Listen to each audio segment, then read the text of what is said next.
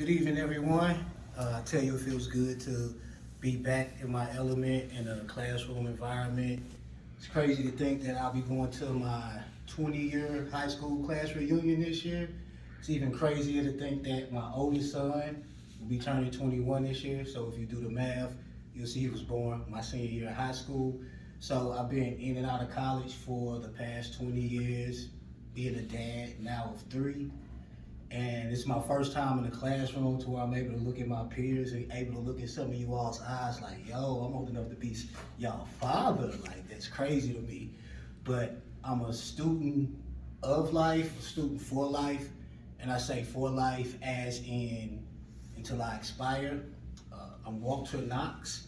You can call me Walt or Knox. I prefer Knox, but Walt is cool. And I've been here in Arizona a little over a year now from St. Louis, Missouri. I found it interesting there were 2 other left-handed people in the classroom. I don't think that's ever happened to me before in life. One thing that I've always found interesting about myself is I'm somewhat ambidextrous. I write with my left hand, I eat with my left hand, but all of my strength is in my right. So I throw with my right, I bat with my right, I open things with my right. So that's always been kind of weird to me. And then my oldest son is the exact opposite of that, to where all his strength is in his left, but he writes and eats with his right hand. So it's pretty cool. My major is anthropology. I love studying cultures, especially hidden ancient cultures.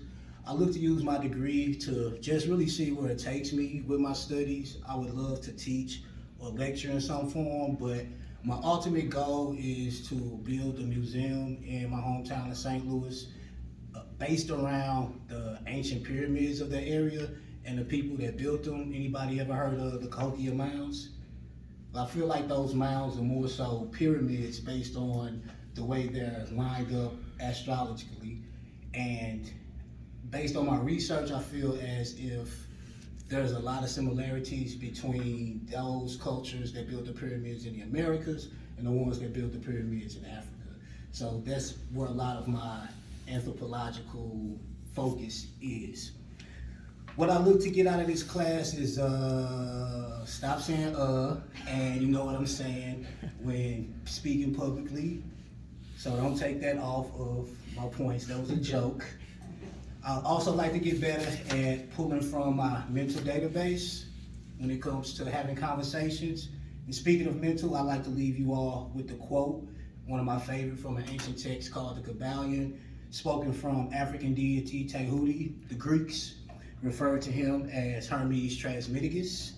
The quote is powerful to me because it puts me in a meditative space, and it also brings me back whenever I need, a day is getting too crazy and I need to remind myself. But that quote is, the mind is all, the universe is mental. The mind is all, the universe is mental. That's my time. I look forward to working with each and every one of you this semester. Thank you.